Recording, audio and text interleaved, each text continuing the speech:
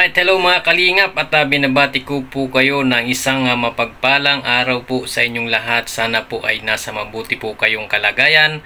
Ano man ang iyong ginagawa sa mga oras na ito, mapaumaga, tanghali, gabi, ay lagi nyo pong tatandaan mga kalingap ay mag-iingat po kayo palagi. Ito po ako muli, Gerald's TV. Welcome back sa aking mumunting channel. At ngayon nga mga kaibigan, sa araw na ito ay magbibigay lang tayo ng isang maiksing reaksyon. At ito nga po ay patungkol dito sa Jowa Challenge ni Kalingap Edu at ni Erica, na talaga namang marami po ang nag-request nito dito sa kay Kalingap Rab na gawan nga ng Jowa Challenge itong dalawang ito, at sobra naman talaga ang kinikilig dito sa dalawang ito dahil unang-una po mga kaibigan ay nakakatuwa at bagay na bagay po sila. So magbigay lang tayo ng isang maiksing reaksyon, at syempre bago natin umpisahan yan maging ako mga kaibigan mga kalingap ay hindi ko maitago na ako po ay kinikilig sa dalawang ito. Kung bago natin umpisahan yan mga kaibigan, ay kung bago ka pa lamang po dito sa ating channel,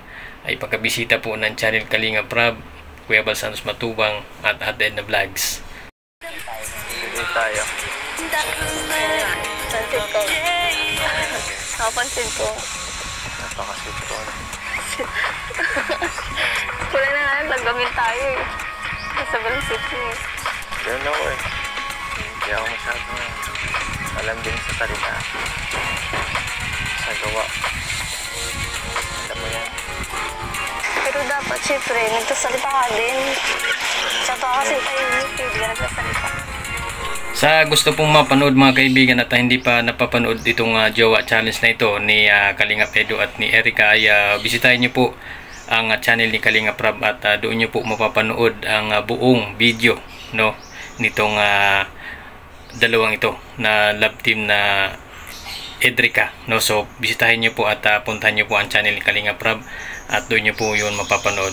So ito na nga mga kaibigan ay napansin ko lang na parang sweet na sweet talaga, mas lalong naging close itong dalawang ito dito sa Jowa Challenge na ito na ginagawa nila mga kaibigan. At kahit naman ito ay Jowa Challenge talaga, ay marami po talaga ang nakaka-relate sa ginagawa nila. Marami po ang kinikilig at natutuwa sa tuwing mapapanood ang dalawang ito dahil napaka-sweet po nilang dalawa maging sa pananalita ay si Kalingap Edu ay napaka mainhin pa rin at may time nga na sinabihan itong si Kalingap Edu at parang nasupalpal parang hindi naman supalpal pero parang sinabihan si Kalingap Edu na bakit laging tahimik si Kalingap Edu at sana ay lagi daw naman siyang nagsasalita.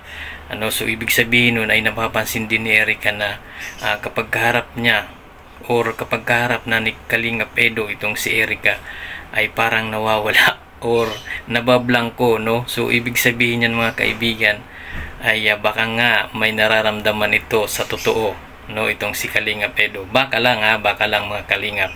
So pwede naman po mangyari yun mga kalingap dahil unang-una binata naman si Kalingap Edu at mabait, gwapo at napakasipag na lalaki o tao ni Kalingap Edu, at isa po yan sa ating iniidolo. Kaya para sa akin bagay na bagay ito para kay Erica. At si Erica naman mga kaibigan, mga kalingap, ay napaka mainhin din pero matalino at napakabait at masipag na babae, at makikita mo sa kanya yung pagkaprobinsyana talagang babae mga kaibigan. At ayon nga dito sa kanilang ginagawang Jowa Challenge ay makikita mong parehas silang nagsasabi kung ano yung kanilang nararamdaman, katulad nga nito ni Kalingap Edu na sinasabi niya na masaya siya kapag kasama niya itong si Erica at mahal na mahal niya nga daw itong si Erica at ganun din itong si Erica para kay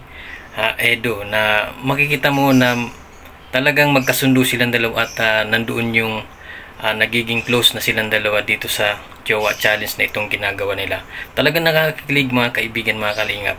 So pagpatuloy po natin ang pagsuporta dito sa love team na ito, at marami pa po tayong abangan sa Jowa Challenge na ito. At yun po ay request po ng karamihan or mga nagmamahal dito kay Erica at Kalingap Edu.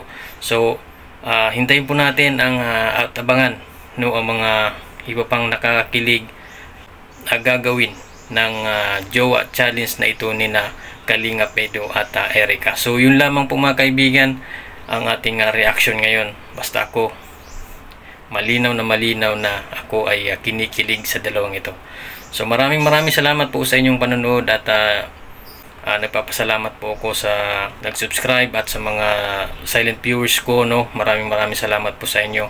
At bago ko patapusin ang video ito ay bisitahin niyo po ang channel ni Kalingap Rab, Kuya Bal Santos Matubang at Ate Edna Vlogs. So yun lang po. Maraming salamat po at God bless you all. Bye bye.